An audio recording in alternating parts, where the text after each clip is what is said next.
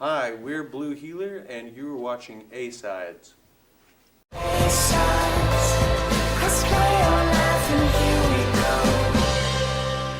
Hey, Are we sitting inappropriately too close, or is this nice and intimate? It feels good. Feels good? feels natural. I feel like we're about to have a real important talk. Well, boy, are you going to be disappointed. Birds in the That bees. sounded great, guys. Was that the first time that you played those two songs that way? The cocktail set, yes. Yeah. Like, that was awesome. Yeah.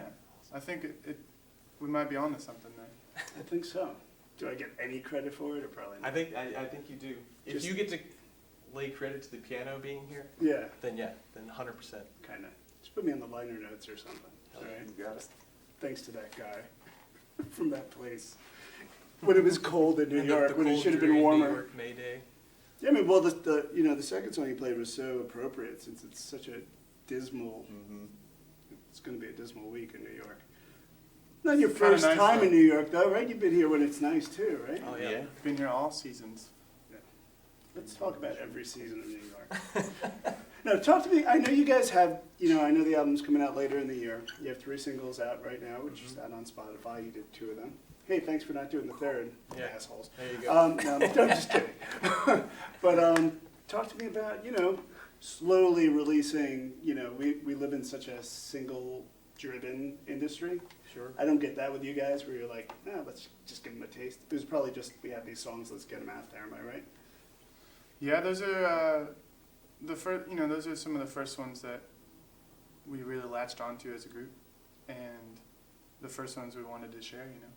We've got a catalog that's coming out later, but And we had to give the people something. yeah, and I don't know that there's like a formula necessarily for how to do things anymore.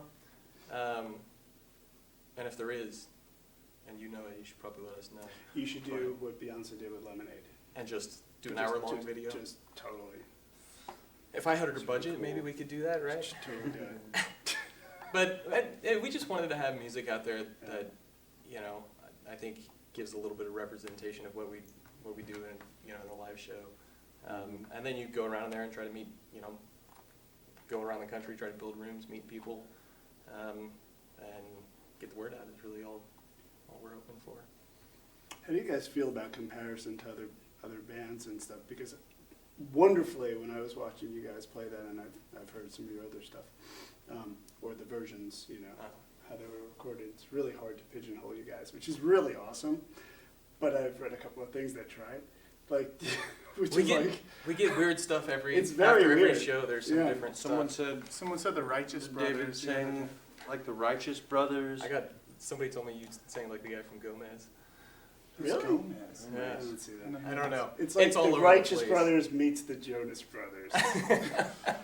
And then we've been saying, because everyone asks us too, and we don't have any good answers.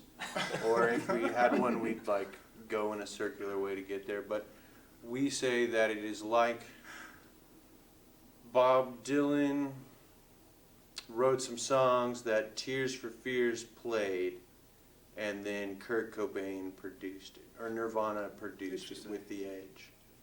Not The Edge, the guy, but like with the harder edge. You're working in a lot of bands here, man. Yeah, really, you just So that's the throw big it- 3. It's like a big pop. And The Edge really has nothing to do influence. with it.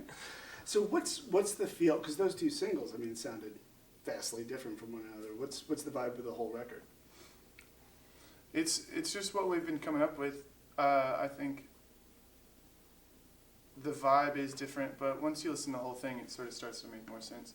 There's not a lot of music out right now, so they do seem different, but I think once you see the whole picture, the big picture, it really, That's what you did. it starts See to, that whole I plug? think it starts to make more sense in a bigger scope, Mhm. Yeah. pulled back. Some up tempos.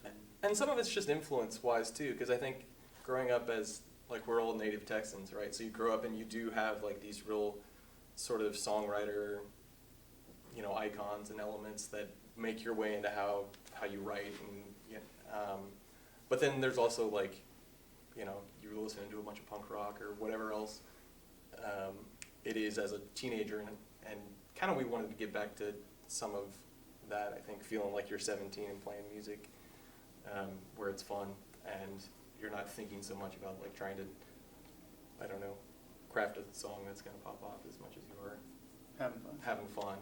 and putting out there whatever that mix of stuff is that you hear in your head.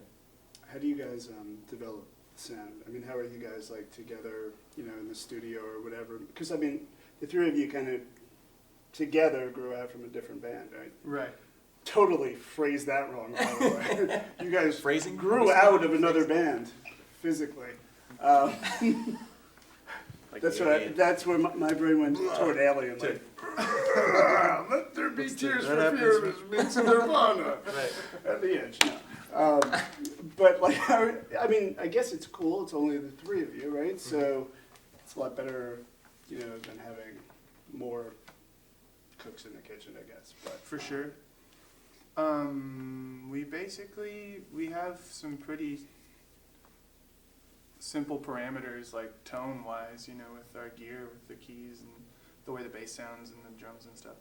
So we kind of put everything through that filter. We bring a new song to the table, and we jam on it and rehearse. And if it doesn't stick to the wall, then it's probably not a good song.